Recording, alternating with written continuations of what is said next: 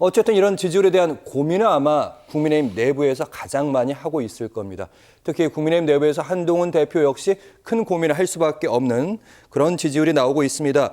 대통령 지지율만 하락하는 것이 아니라 국민의힘 지지율도 계속해서 하락하고 있기 때문인데 관련 자료를 계속 보면서 저희가 좀 설명을 해보도록 하겠습니다.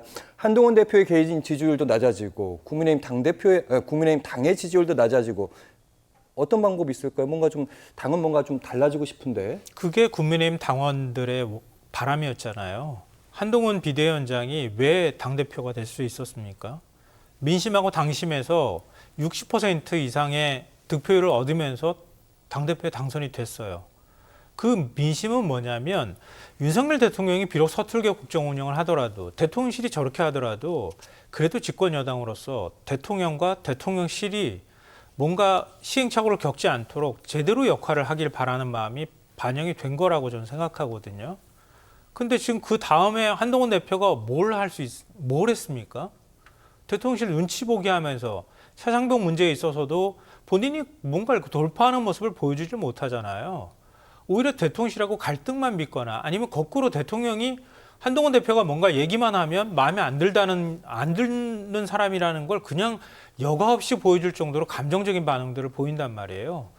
24일 연기했던 만찬을 한다 이런 얘기가 나오는데 그 이전에 할 수 없어서 안 했습니까? 결국 의대 정원 조정 문제에 대해서 한동훈 대표가 적극적으로 의사표명하니까 거기에 대해서 윤 대통령의 불쾌감이 반영된 것이다. 만찬을 뒤로 연기했다고 하는 얘기가 정설 아닙니까? 그러니까 이런 일들이 반복이 되니까 한동훈 대표에 대한 기대도 꺼지고 국민의힘에 대한 기대도 이제 접게 되는 거예요. 오늘 모 신문이 대구 경북 지역에 하고 그다음에 불경 지역의 여론이 어떻게 되는가 추석 민심을 전하는 기사를 썼더라고요. 의원들을 인터뷰를 했어요. 인터뷰를 했는데 이제는 아예 기대 접었다. 이런 말이 그 지역에서 나온다는 얘기를 현역 국민의 의원들 입에서 하는 말이에요. 이런 얘기가. 굉장히 심각한 문제입니다. 그러니까 커플링 현상이 나타나는 건 그동안의 윤 대통령에 대한 기대는 없더라도 국민의힘이 그래도 뭔가 역할을 해주기 바라는 마음이 있으니까 두 지지율이 이렇게 서로 엇갈리는 현상이 나타났는데 이젠 아예 모두 기대를 접어버리는 현상이 나타나고 있다. 한동훈 대표 지지율이 지난 3월에 가장 높았거든요. 그때 지지율이 24%였습니다. 지금 2주 전 조사에서는요 14%까지 지금 떨어졌거든요.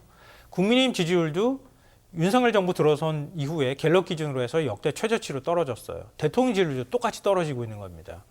근데 이렇게 해버리면은 더 이상 방어가 어려운 상황으로 갈 수 있다. 근데 중요한 건 뭐냐면 국민의힘 의원들이 어려운 처지가 되는 게 중요한 게 아니고요. 국민들이 어려워지는 거잖아요. 집권 여당과 대통령의 위치가 흔들리게 되면 국민들도 그 혼란을 같이 똑같이 겪게 되는 거 아닙니까?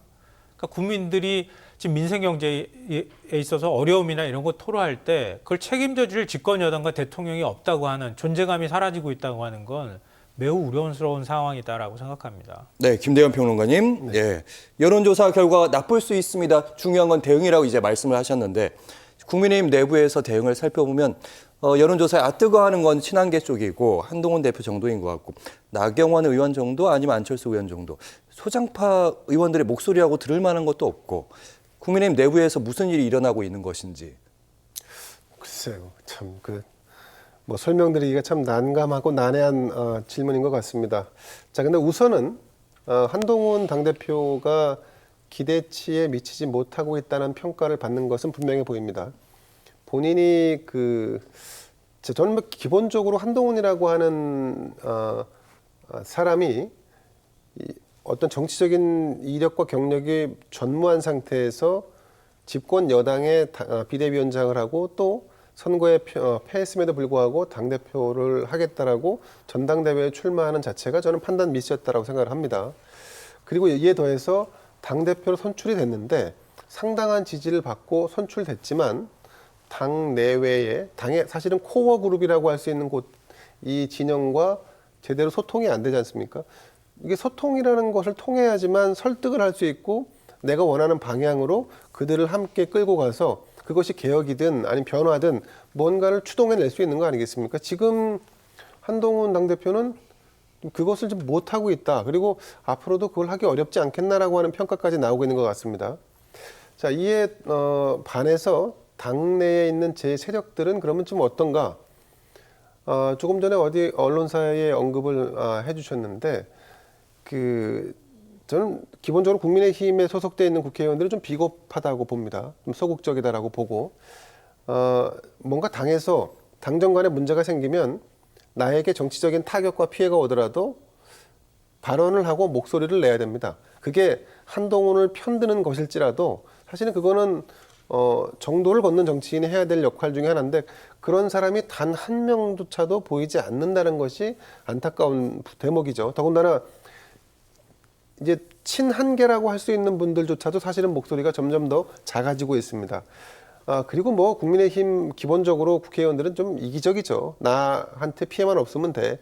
앞으로 4년 뒤에 총선이 있으니까 뭐 이런 관점에 접근도 하고 있고. 그리고 이제 이렇게 꽉 막혀 있는 전국 상황을 타개하는 것은 오롯이 당대표의 역할이다라고 이렇게 주장하는 분들이 많은데 저는 그것도 맞는 얘기지만 당내에 있는 정말 재기발랄한 초선이든 아니면 다양한 경험을 가지고 있는 중진이든 이런 분들이 한동훈에게 타개책을 제안할 수도 있고 아니면 그걸 조력할 수도 있는 건데 하지 않죠. 본인들도 대안 능력이 없거나 대안을 내놓지 않는 거죠. 그러니까 이런 상황이 반복되다 보니까 당과 용산 윤석열 대통령이 동반 지지율 하락하는 거는 뭐 당연한 수순이라고 봅니다. 오늘도 이제 지금 국민의힘이 국회 본회의를 보이콧했지 않습니까? 예. 그 보이콧하는 이유와 근거가 민주당 탓이라는 겁니다. 민주당이 일방적으로 했고. 근데 그것이 국민에게 설득력을 갖는다면 좋겠습니다만 지금은 국민들이 야, 그래도 너희들이 집권 여당인데 니들이 뭐 방법을 찾고 해법을 그걸 이제 해야 될 거 아니야. 언제까지 지금 이 지경으로 둘 거야. 라고 하는 문제 해결 능력을 기대하고 있는 겁니다. 만약에 저라면 한동훈 대표에게 지금 벌어지고 있는 수많은 이슈보다 더 큰 이슈를 던져서 결국은 국면을 전환하고 그 전환된 국면에 친이든 친윤이든 한동훈 당대표를 중심으로 해서 전력을 투구하는 그런 방식으로 돌파구를 찾아야 하지 않을까. 물론 거기에 대한 심도 깊은 고민은 한동훈이 시작해야 할 겁니다.